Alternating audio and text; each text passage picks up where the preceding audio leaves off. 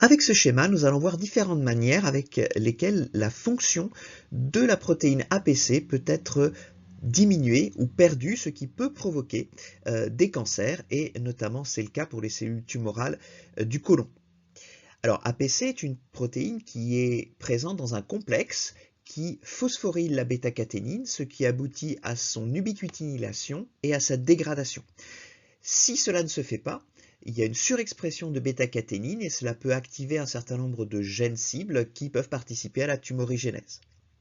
Alors, il y a APC, on a trouvé que son expression est diminuée dans un grand nombre de lignées de cellules cancéreuses et voici plusieurs manières avec lesquelles cela peut arriver. Il n'y a pas qu'une seule manière avec laquelle la fonction d'APC peut être diminuée.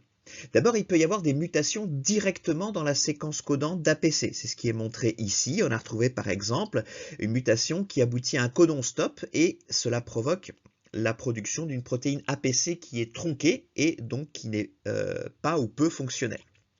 Mais il peut y avoir aussi des effets sur l'expression de APC, c'est-à-dire que la séquence codante de APC est normale, mais son niveau de transcription est diminué. Alors cela peut provenir de différentes manières. D'abord, cela peut provenir de méthylation sur ces séquences régulatrices qui vont inhiber le début de sa transcription.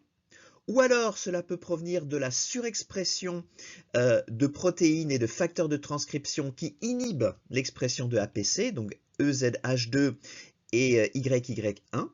Et dans ce cas-là, s'il y a surexpression de ces facteurs de transcription inhibiteurs, eh bien le gène APC va être moins transcrit. Et puis, au contraire, il peut y avoir une plus faible expression d'activateurs de la transcription d'APC. Et donc dans différentes cellules tumorales, on a trouvé une plus faible expression de CDX2, de CEBPZ, du SF1 ou du SF2, ce qui moins d'activateurs de la transcription d'APC, donc moins de protéines APC au final, et donc moins de phosphorylation de bêta-caténine et moins de dégradation de bêta-caténine, et cela peut aboutir à des cancers.